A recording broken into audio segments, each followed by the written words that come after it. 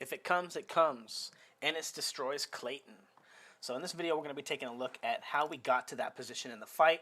Now, first off, Ennis is going to be coming forward, double jabbing at Clayton. And as we saw, Clayton bends down. He brings his weight kind of down, crouching a little bit, but not changing positions. Notice not really transferring his weight to the other leg or this leg here.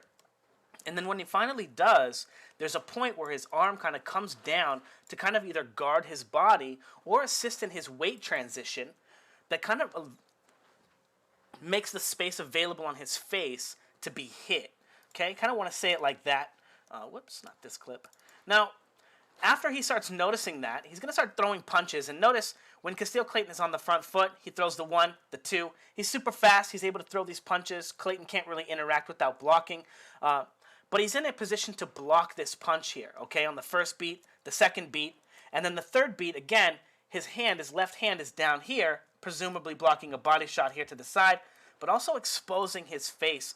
And once Ennis started to notice this, he started trying to attack him, and again, showing him that same flaw here, jab here, and then jabbing to the body, again, bringing Castillo Clayton's guard down, exposing the left side of his face, and again, because he doesn't transition his weight and move his head off the line really during this move, he's really susceptible to an attack, okay?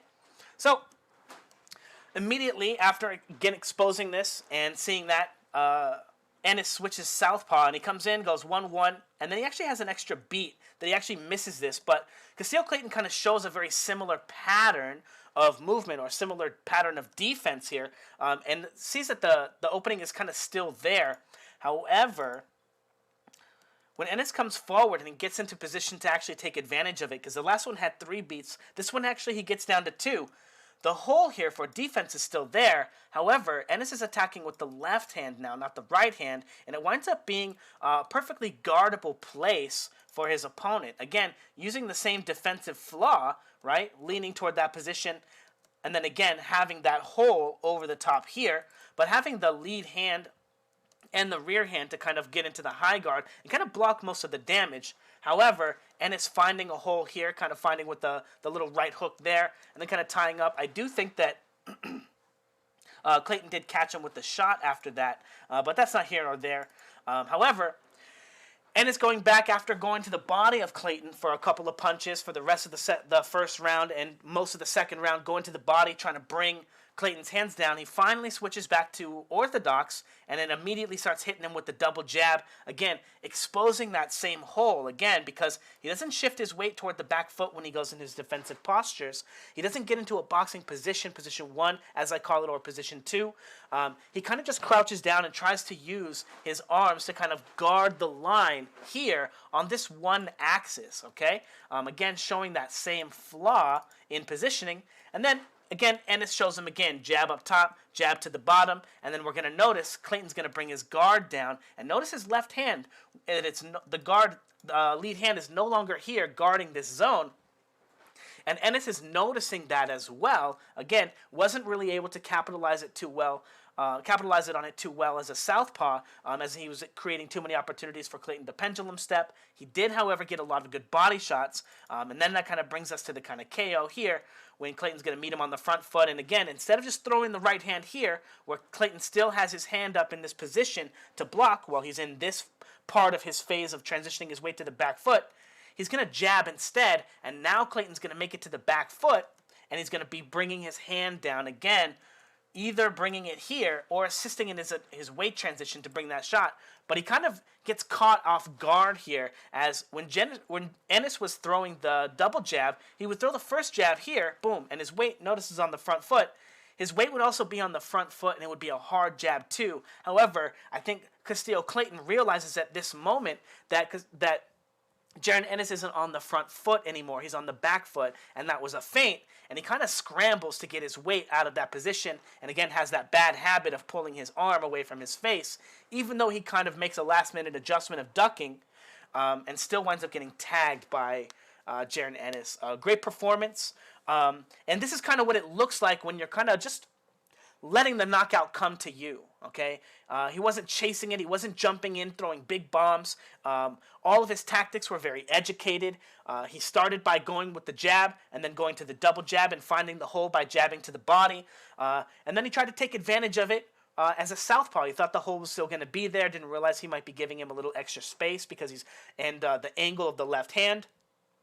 In spite of understanding that not only was Clayton going to be in a poor position reacting to the double jab on either side of the line, or in either stance, open or closed, but he wasn't going to be countering either.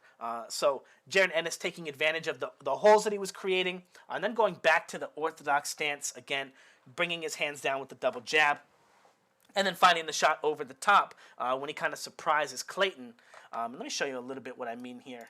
We take the look at this jab here. He's going to go jab here and jab here. And see how his head is kind of over his front leg here, and he's putting power into it. And then when he shoots the one here, jab here, he's on the front foot. And now his weight is no longer sitting and leaning and kind of crouched going toward the body, right? And his head's kind of up. And from Castillo Clayton's perspective, his head would be kind of more toward the left side of Jaron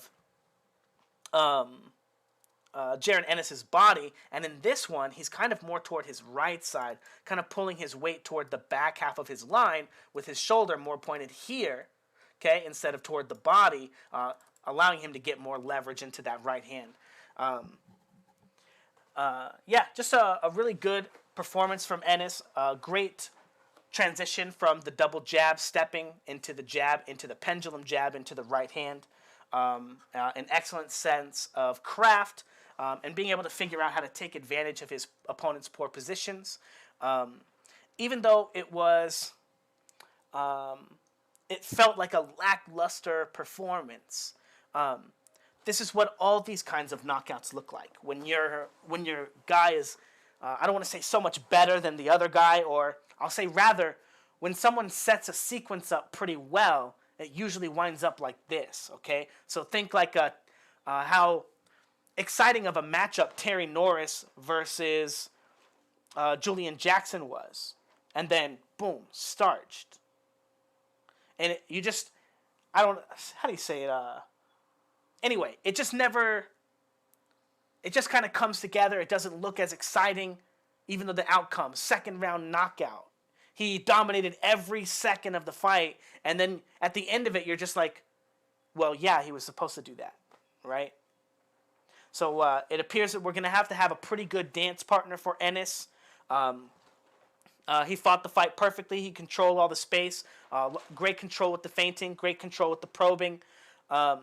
Great control of his opponent. And then when he had control of his opponent, able to set up actual attacks that landed and were, I don't want to say visibly breaking him down, but yeah, visibly breaking his opponent down. And then just casually landing a knockout punch. So it was a great performance from Ennis. We're going to have to start seeing him fight. Not that it's his fault that he's not fighting real competition. If I was in the welterweight division, yeah, I'm not going to be lining up to fight Ennis. There's got to be easier paths to feeding my family than taking an ass whooping from that guy. But, yeah, what's next for Ennis? Who's going to fight him? Who's going to step up?